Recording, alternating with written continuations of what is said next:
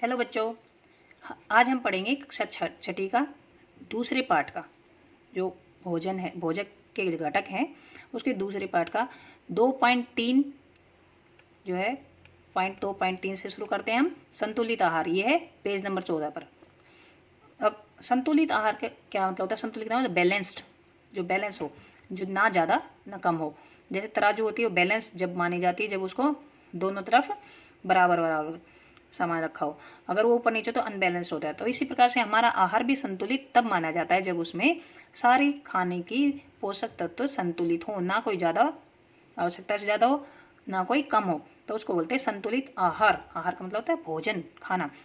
सामान्य पूरे दिन में जो कुछ भी हम खाते हैं उसे आहार कहते हैं। आहार क्या होता है? जो हम पूरे दिन में खाते हैं उसे आहार कहते हैं, खाना जो हम खाते हैं।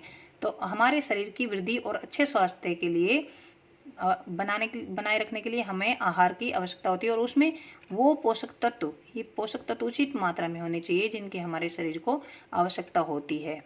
उसमें कोई भी पोषक तत्व ना तो आवश्यकता से अधिक हो और ना ही आवश्यकता से कम हो, ना तो आवश्यकता से अधिक और ना ही आवश्यकता से कम हो। हमारे आहार में पर्याप्त मात्रा में रुक्षांश और जल भी होना चाहिए। हम पहले पढ़ चुके हैं, ये भी इम्पोर्टेंट है।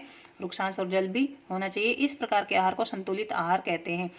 अब हम संतुलित आहार कहाँ से शुरू करते हैं कि कोई भी पोषक तत्व हमारे भोजन में, यहाँ से कोई भी पोषक तत्व हमारे भोजन में ना तो आवश्यकता से अधिक और ना ही कम हो, हमारे आहार में पर्याप्त मात्रा में रुक्षांश और जल भी हो, तो इस प्रकार के आहार को हम क्या बोलते हैं? संतुलित आहार, बैलेंस्ड डाइट, बैलेंस्ड फूड जो बोलते हैं।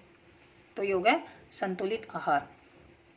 अब है, क्या आप सोचते हैं कि प्रत्येक आयु वर्ग के लिए क्या सभी जो सब सेम एज के, सभी अलग अलग जो एज के लोग हैं, क्या उनके लिए एक ही जैसा खाने की आवश्यकता होती है? क्या आप यह भी सोचते हैं कि हमारा संतुलित आहार हमारे शारीरिक कार्य पर निर्भर करता है कि जितना हम कार्य करते हैं क्या उतना ही हमें आहार खाना चाहिए? जैसे कोई मजदूर हैं, वो ज़्यादा शारीरिक कार्य करते, फिजिकल वर्क ज़्यादा करते हैं, जिसमें ज़्यादा थकते हैं, तो क्या उनको भी इतना ही खाना खाना पड़ता है जितना जो एक ऑफिस में कार्य करते हैं, बैठ कर कार्य करते हैं? नहीं। अब इसका आंसर हम आगे पढ़ेंगे। एक सप्ताह की अवधि में आप जो भी खाते हैं उसका एक चार्ट तैयार कीजिए। जांच कीजिए कि प्रतिदिन जो भोजन आप करते हैं क्या उसमें सभी पोषक तत्व उपस्थित होते हैं। तो ये एक चार्ट बनाना है आपको। चार्ट नहीं है तो एक कॉपी पे लिखना है और उसमें देखना कि क्या डेली जो हम खाना खाते हैं उसमें सभी पोषक तत्व होते हैं, मतलब विटामिन, प्रोटीन, कार्बोहाइड्रेट, वसा और जल और रुक्षांश, क्या ये उसमें सभी में होते हैं? ये आपको नोट करना है। दालें, मूंगफली, सोयाबीन, अंकुरित बीज, ये दालें, मूंगफली, अंकुरित बीज, किण्वित भोजन, दक्षिण भारतीय भोजन जैसे इडली वगैरह जो होते हैं उनको किण्वित बोलते हैं, जिसमें ईस्ट डाला जाता है। जैसे ब्रेड जैसा वो फ्लफी सा होता है, जैसे ब्रेड है या वो जो बर्गर वगैरह है, इस टाइप के किण्वित भोजन होते हैं।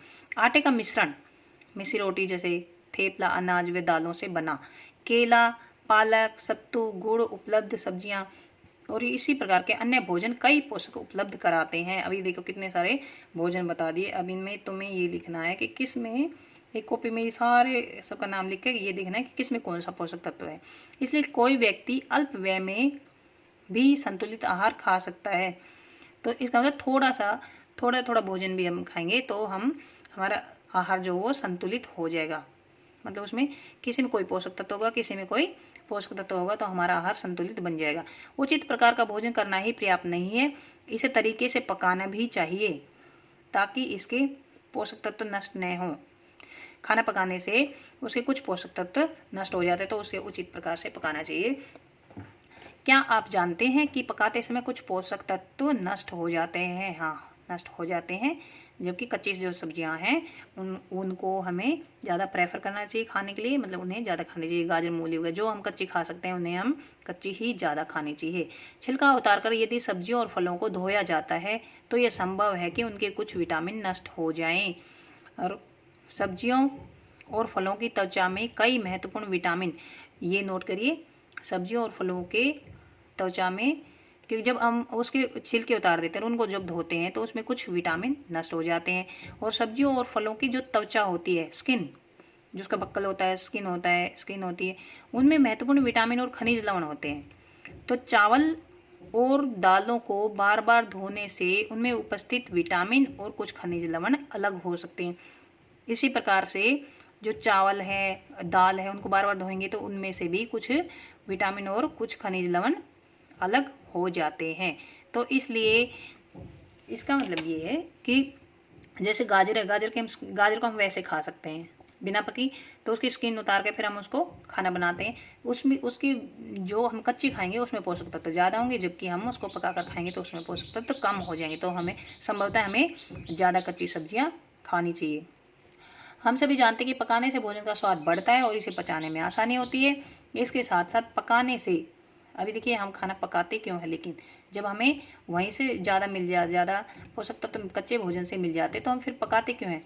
ये देखिए हम सभी जानते हैं कि पकाने से भोजन का स्वाद बढ़ता है, भोजन का टेस्ट बढ़ जाता है, टेस्टी लगता है। कच्चा भोजन इतना टेस्टी नहीं लगता है तथा इसे पचाने में भी आसानी होती है, क्योंकि वो गल जाता है तो वो पेट में जाकर आसानी से पच जाता है।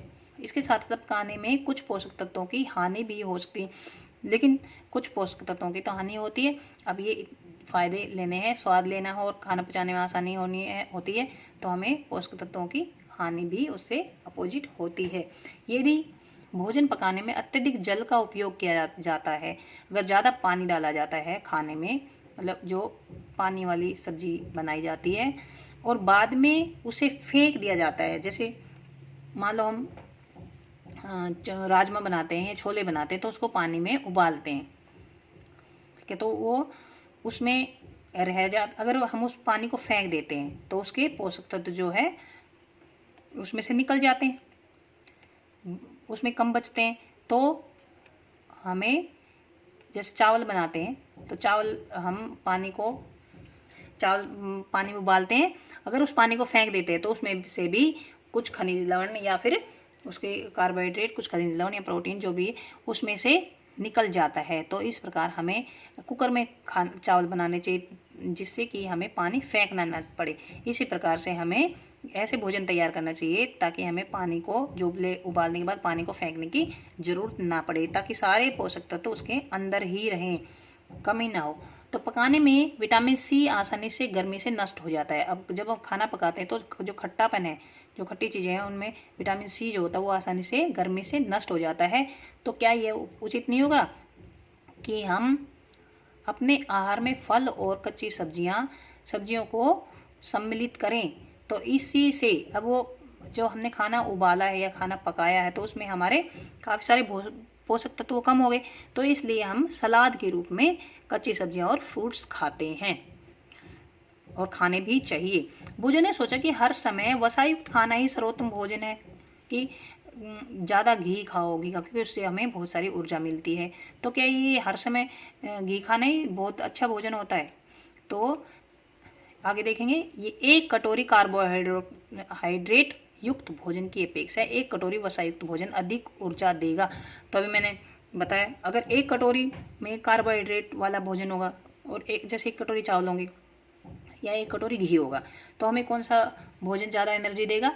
वसायुक्त, जिसमें वसा होती है, ये हम पढ़ चुके हैं पहले। तो अतः उसने तली हुई चीज़ें, समोसा, पूड़ी, मलाई, रबड़ी, ये सब खाई है, तो ये वसायुक्त भोजन है। तो क्या वो भोजन हमें ज़्यादा एनर्जी नहीं देगा? उसके अलावा तो उसने कुछ नहीं खाया। तो क्या आप सोचते हैं कि वह ठीक था? निसंदेह नहीं, वह ठीक नहीं था। उसने वसायुक्त भोजन तो खाया था, लेकिन ये सही नहीं है।